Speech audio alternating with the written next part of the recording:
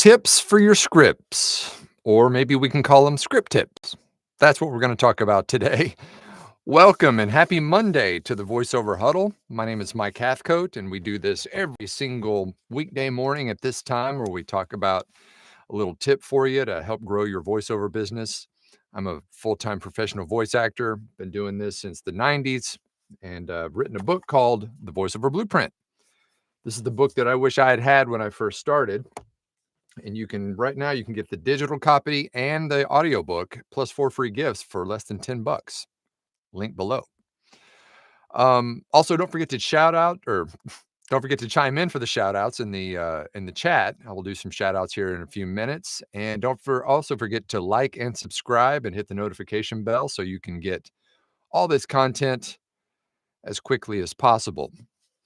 Oh, and for those of you who are commenting about how incredible Dr. Parker's class is on mindset, I know, right? So for those of you who haven't seen it, I say this all the time, but it should be required for anybody in this business. But the link is in the bottom for that as well, or in the description. We're running a half price deal on that, so you can get that 50% off if you just enter the code mindset50. All right. How was your weekend?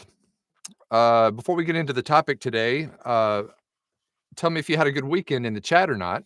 But I'll tell you about my weekend. It was pretty incredible. And for those of you who have been on here for more than once or twice, you may already know that I used to be a professional skateboarder in my earlier days. And and I still do it, not on a professional level anymore, unfortunately, because I'm 53 years old, but I still do it. And if you know anything about skateboarding, you probably know a guy named Tony Hawk. He's the Michael Jordan or the Tiger Woods or LeBron James or whatever you want to, whatever pro athlete you can think of. He is that for skateboarding. And I've known Tony off and on since the 90s, but we had a pretty cool thing happen this weekend.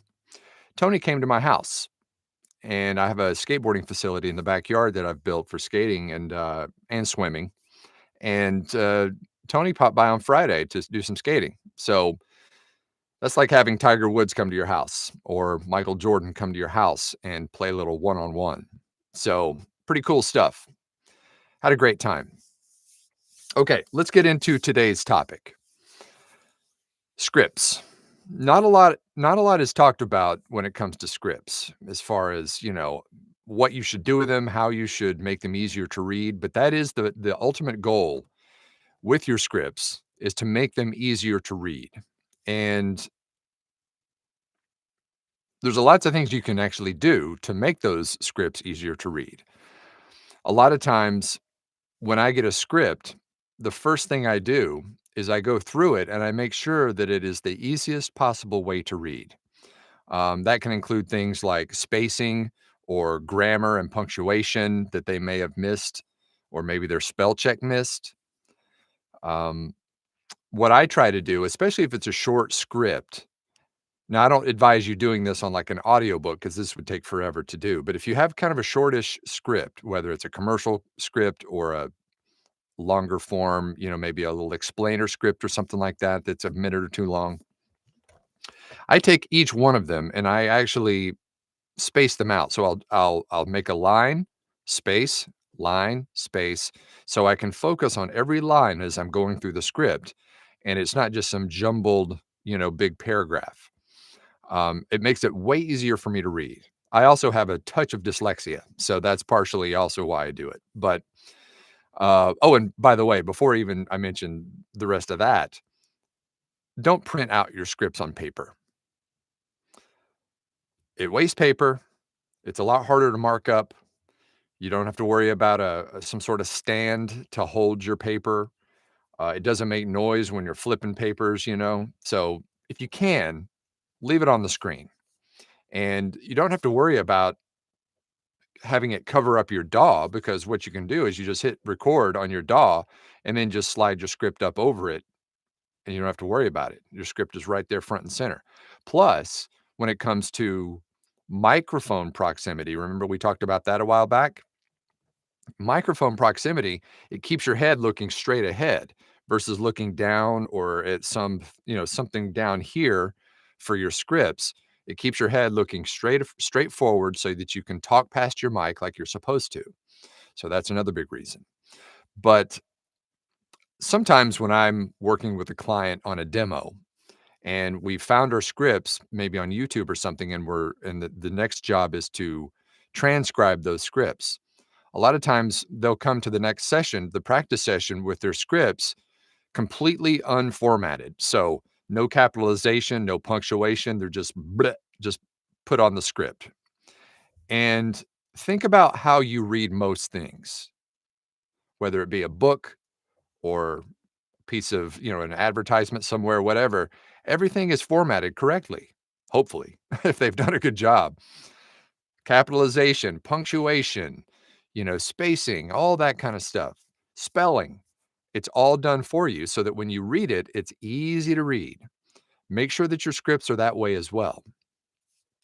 Sometimes I'll get a script from a client that is just on a text edit, you know, black background with just a big blob of words. And what I always do is I copy it out of there, paste it into a Word doc, space it, just make it as easy as possible to read. I promise you, it's going to make things go faster. You're going to make less mistakes, and the end product is going to be so much better that way. Um, Plus, another good thing about keeping it digital is that it's so much easier to mark up. Underlining, highlighting, capitalization, bolding, all that kind of stuff. Maybe there's a certain word that you're supposed to emphasize that the client wants you to emphasize. You bold it or underline it or highlight it, whatever you got to do to make that word pop so that you remember when you're in the moment, when you're reading it, that it should pop out. So those are a few tips for you to make your reading much easier. And I promise you, you'll make less mistakes. The end product will be much more improved, and everybody wins. Okay? Tips for your scripts. Script tips. All right, let's see who's in today.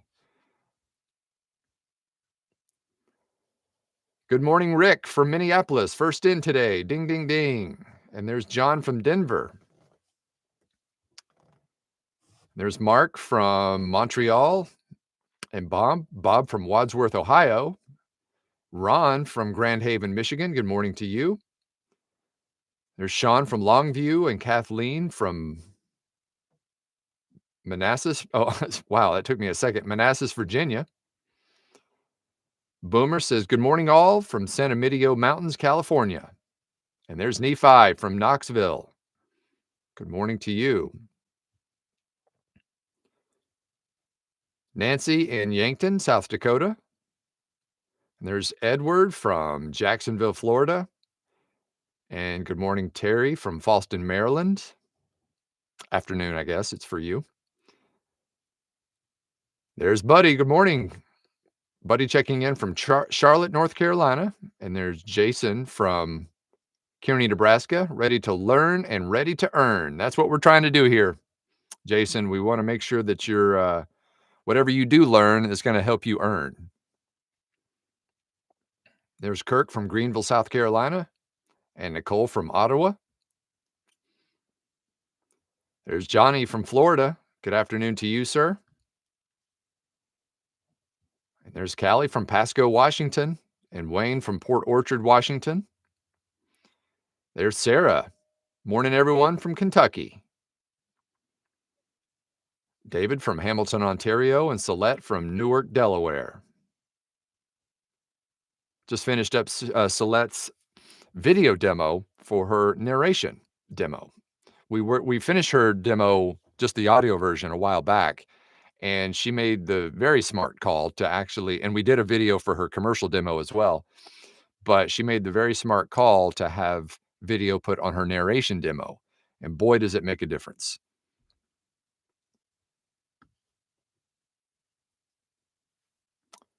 There's JR from Austin, Texas. Happy Monday. There's Jay from Covington, Georgia. and Dennis from Pasadena.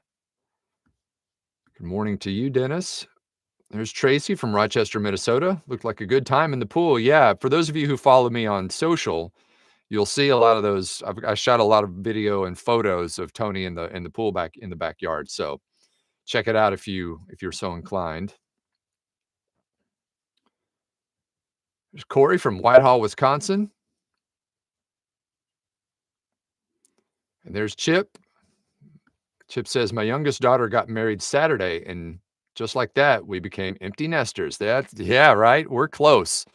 Our kids, one is a freshman in college, and one is a senior in high school. So there's about to be a big shift coming up this fall. Wayne says, drove to the coast for a weekend book signing by an author my wife is reading. Interesting start to learn networking in this trade. Yeah. And there is something to face-to-face networking. People think that's kind of not a thing anymore, but it totally is. And that's why we talked about business cards. And it can be so much, it will be so much easier to network if you have business cards on you. I actually, in addition to business cards, I just recently, like last week, ordered one of those digital cards, where you just tap the phone and it'll put all your contact information and your website and your socials and everything. I just got one of those too, just to have something on me all the time.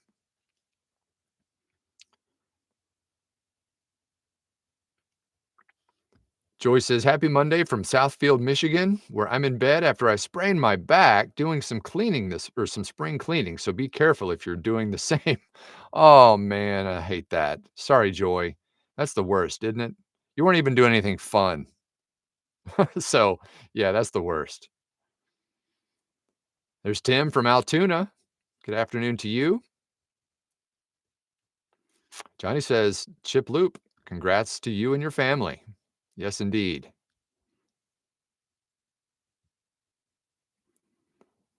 Callie says, I did have a great weekend, finished up a class I was taking to learn trading on the stock market and got to visit with a lot of different friends. That's great. Yeah, we had we have a monthly supper club, we call it, where our group of friends, each couple or each group takes a turn every month to host a dinner at the house. And we went and visited some friends across town on Saturday night, and that was super fun. Callie says, also, I saw your post with Tony Hawk. So awesome.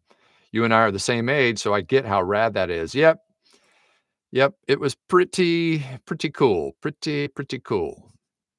I've been to his place a few times as well to skate, so it's pretty fun. There's Andrew from Latvia. There's Theo from downtown Chicago. After 2 weeks of traveling for the man, it's good to see y'all again. Well, welcome back, Theo. Clint says, Monday morning Mike is better than coffee. I hope so. I hope I'm getting you going a little bit. I'm not a big fan of coffee. In fact, I don't like it at all. But if you do, that's cool. But yeah, thank you. Appreciate that, Clint.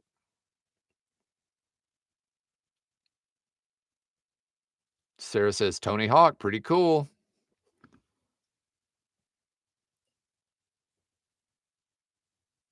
There's Greg from far north Dallas. Says, I'm a year older since Saturday, the big old 57. Congratulations and happy birthday to you. Johnny says, any script tips for audiobooks? Well, in addition to what I've already mentioned, like I said, you can't really space out every sentence in an audiobook. I mean, you could, it would take forever to do that, especially if it's a large book.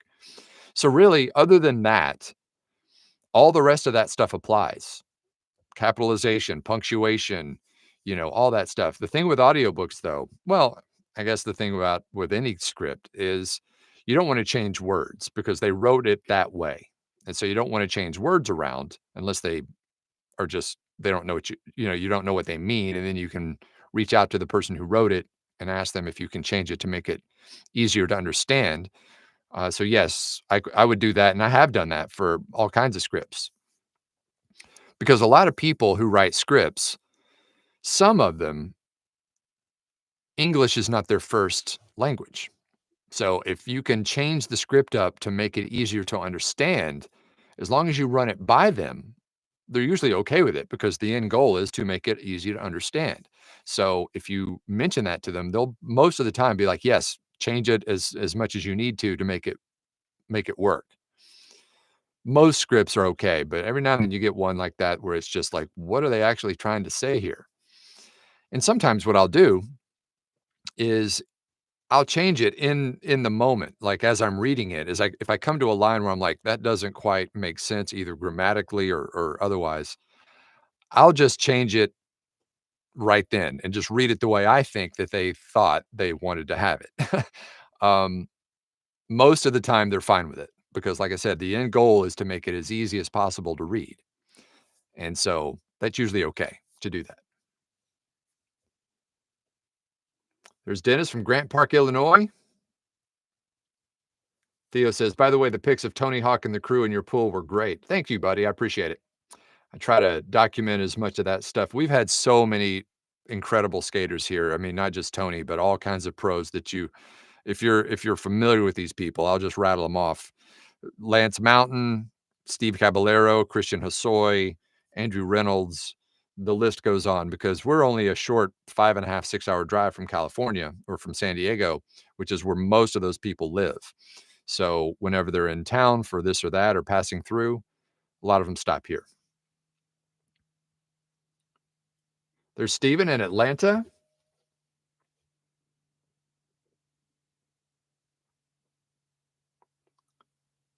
and there's Lynette from Sparks, Nevada. Kevin in New York, what's the best way to slow down the read? Oh, good question. That comes with just experience, really.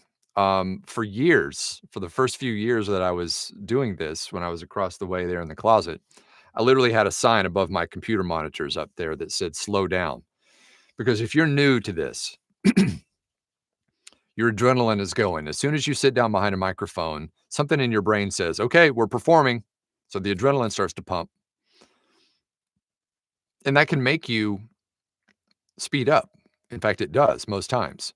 And so one of the big obstacles to overcome if you're new, and I work with people all the time on this, it's just slowing down. And so really, most of the time, you're going too fast. I still get people telling me to slow it down a little bit. And I've been doing this for decades at this point. So you just have to be aware of it. Usually your brain thinks that you're going slower than you actually are.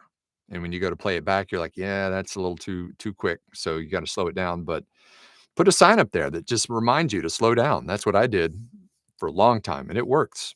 So try that.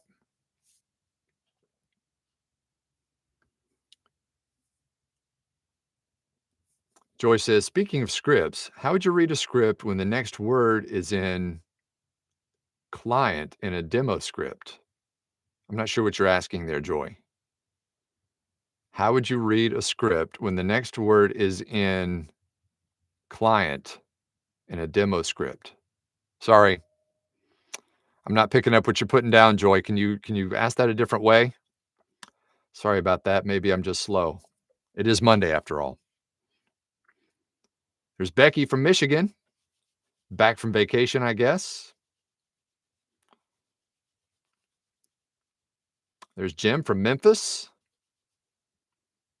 Johnny says, thanks for the feedback, Mike. A lot of audiobook projects accessible to beginners have lots of grammar issues. Never know what to do with them. Yeah. Um, it's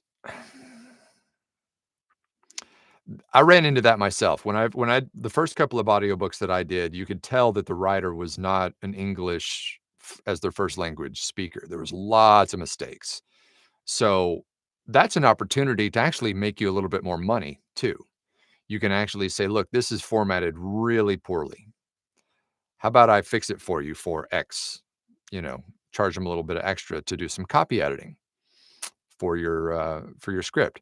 Makes it easier for you, and it makes it better quality for them because it's better understood by the listener eventually. So maybe try that.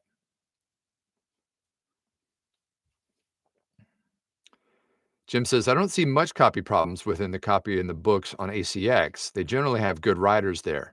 Well, the thing about ACX is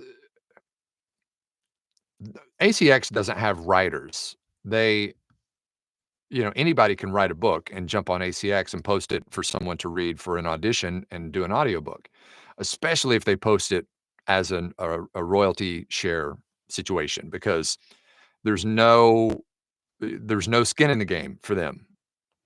They can put anything up there and have somebody read for it. Um, I've seen it be hit or miss. Most of the time, you're right, Jim. There's pretty good stuff there, but there's definitely some people who are just trying to get something out and they rush into it and they throw a script up there for a royalty share book, and there's all kinds of problems. So just be wary. Sarah says, I think you've mentioned this before, but what type of foam should I look for to install in my DIY closet booth? I can't wait until Friday to ask if needed. No, I can wait till Friday to ask. No, it's okay. Um, all foam is not created equal. Okay. Just because it says studio foam on Amazon does not mean that it's going to do the trick. So kind of the gold standard when it comes to studio foam, and you can either get wedge foam or pyramid foam. This is pyramid foam that I've got, which is just the little tiny pyramids, and you can get like a 2-inch or a 3-inch depth on that. Um, the name of the brand is called Auralex, Auralex, Auralex, and they are, like I said, the gold standard when it comes to studio foam. It's not cheap, but remember, you get what you pay for.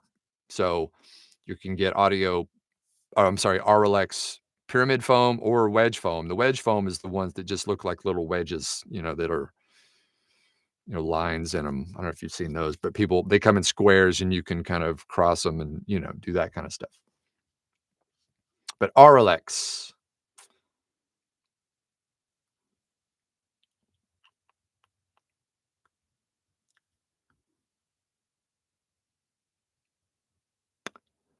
Okay. Jim says, anytime I run into a problem with a script, I shoot back to the author that there's a problem with the script. Yeah, always. If it's something that you absolutely know what they meant to say, maybe it's just a typo. I'm not gonna bother them. I'm just gonna fix it, and they'll be appreciative of that. They, having to do this back and forth and waiting and stuff. If it's just a little simple fix, just fix it. But if it's a lot of that stuff and grammar and context errors and stuff like that, then you may want to go back to them before you start doing a big rewrite.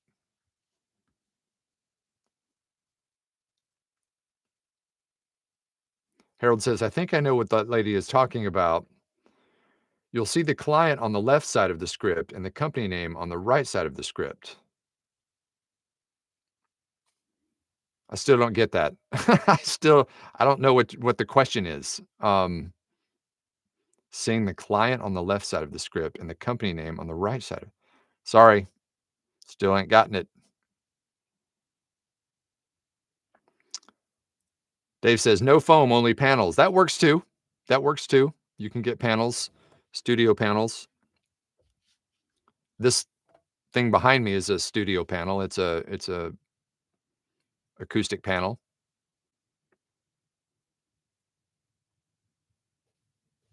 There's Stella from, looks like Australia. Hello to you.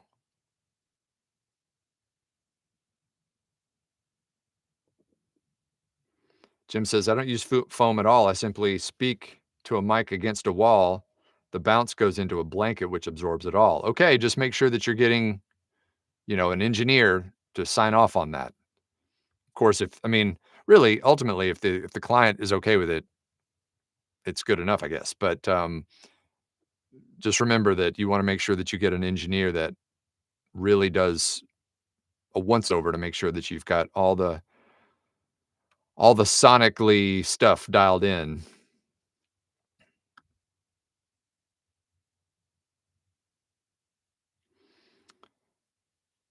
John says, brackets in script usually means info that is not read. Yeah, okay, so if that's what you're asking, let me go back up here. Let me see if I can find it.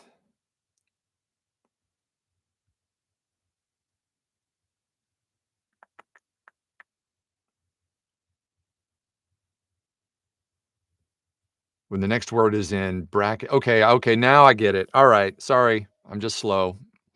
So if you come across a word in a script that is in brackets, that usually does mean to skip that word. Um, I've gotten scripts. In fact, we talked the other day about having clients that you wanted to fire. I had a client, and this wasn't the only reason I fired her, but she would send scripts. It was an e-learning client. She would send scripts where in the middle of a line or a paragraph or something, she would have in brackets long directions about like what was happening on screen during that time, in the read. And it completely took you out of the read. I mean, you're reading along, and then there's literally a sentence in brackets in the middle of a sentence. And that was just, it just takes you right out, and you have to kind of then stop and go, okay, what are they trying to say here? So one of the things that I would do is I would actually delete all that stuff. I would go through first after a while, but then it just became too time consuming, right? So there were some other issues about her not paying and stuff, which is the reason why I fired her. But anyway, nobody got time for that.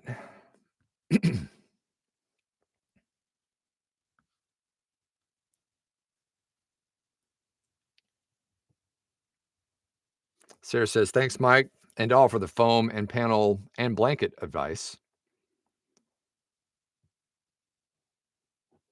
Dave says, yeah, Jim, that's not going to pass muster. A sound review from this channel will help. Yep, definitely. It's very important. I mean, like I keep saying this over and over again, but the amount you've treated your space makes so much more difference than just your microphone. So make sure your space is top priority.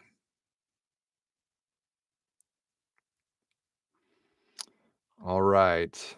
Lamar says, I've got FOMO. I'm not sure what that is. Never heard of that. All right, guys, it is about time for me to get to work. So once again, I do appreciate everyone being here today. And once again, happy Monday to you. I love Mondays because I get to get in here and do what I love to do for a living. So makes it even better, right? All right. I will see you all back here tomorrow where we'll talk about yet another topic to help you grow your voiceover business.